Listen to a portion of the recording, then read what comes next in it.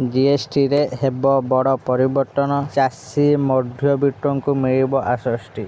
GST हार को जुक्तियुक्त करने संपर्क में राज्यगुड़िकर अर्थमंत्री गोष्ठी जीओएम एक गुरुत्वपूर्ण बैठक में केंद्र सरकार प्रस्ताव को ग्रहण करा जायछि। बैठक में टिकस स्लैब को 5% एवं 18% को ह्रास करने केंद्र प्रस्ताव उपर आलोचना होइतिला, जेउथिरे जीओएम सहमत होइछि। केंद्र सरकार जीएसटी रे एक बड़ परिवर्तन प्रस्ताव देइछन्ति, जेउथिरे 12% एवं 28% स्लैब को हटाई केवल 5% एवं 18% दुईटी हार रखा कहा जायछि।